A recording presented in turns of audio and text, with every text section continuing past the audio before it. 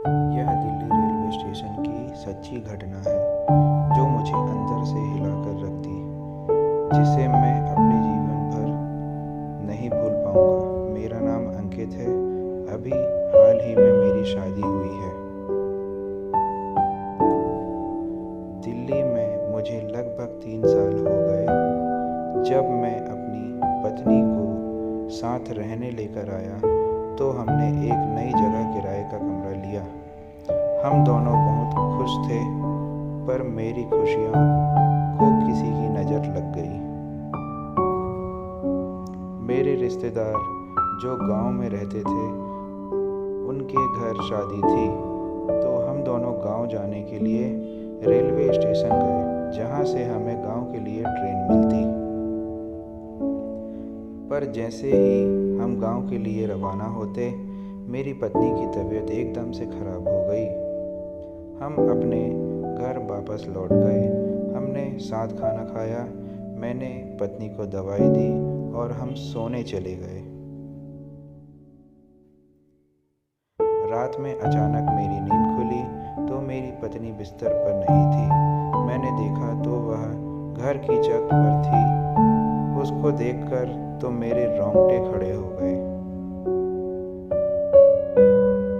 वह काली साड़ी पहनकर, मोमबत्ती जलाए हुए, नींबू मिर्ची लिए मंत्र पढ़ रही थी। उसके बाल पूरे खुले हुए थे। जब मेरी नज़र उसके हाथ पर पड़ी तो वह चाकू लिए हुए बिल्ली को मार रही और उसका खून पी रही थी। मैं बहुत ज़्यादा डर गया। मेरे रोंगटे खड़े हो गए। मेरी धड़कन साफ साफ सुनाई दे रही थी। इतने में मेरी आवाज़ सुनकर पीछे जैसे ही पलटी, मेरी तो जान हथेली में आ गई।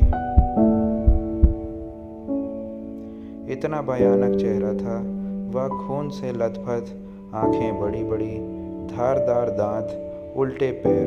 मैं कुछ समझ पाता वहां से भाग निकला और रूम में छिप गया। वह चुड़ैल मेरा पीछा करने लगी, मानो मेरा भी खून पीना चाहती हो। मैं खिड़की के सहारे वहां से भाग गया। दूसरे दिन जब मैं अपने घर गया तो देखा मेरी पत्नी एकदम नॉर्मल थी। वह बोली, कहाँ चले गए थे सुबह से? मैंने उसे कुछ नहीं बताया और ना ही कुछ बोला। मेरा डर धीरे धीरे और बढ़ रहा था, क्योंकि आज अमावस्या थी और रात होने वाली थी। मैं बार बार घड़ी की तरफ देख रहा। जैसे तैसे रात हुई, हमने खाना खाया और सोने चले गए। मुझे तो नींद ही नहीं आ रही थी, क्योंकि कल रात का सारा वाकया याद आ रहा था। रात के 12 बजे जैसे ही घड़ी की आवाज़ आई, मैंने देखा कि मेरी पत्नी बिस्तर पर नहीं, वह तो आईने के सामने कंघी कर रही थी। उसने जैसे ही मुझे पलट कर देखा, मेरी धड़कन बढ़ गई, मानो दिल निकल कर गले में आ गया हो। फिर वही चेहरा, वही खुले बाल, बड़े बड़े नाखून, वह मेरी तरफ बढ़ी। उसने मुझे पकड़ लिया। अपने बड़े बड़े दांतों के सहारे मेरी गर्दन से खून पीने को हुई ही थी कि मैं अपनी रक्षा के लिए मंदिर के पुजारी को पहले से ही घर पर बुला रखा था। वह वहां आ गया। उसने मंत्र विद्या से मुझे छुड़वाया।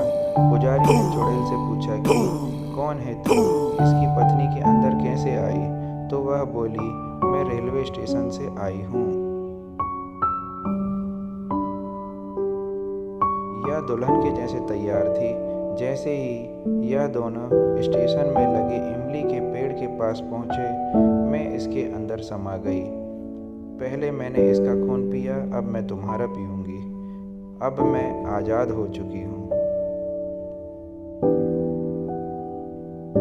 पुजारी ने उसे वहां से भगा दिया। उसकी आत्मा आज भी आज़ाद घूम रही है। यह ऐसी घटना थी कि हम दोनों आज तक इसको भूल नहीं सके। मैं वहाँ चेहरा कभी नहीं भूल पाऊँगा।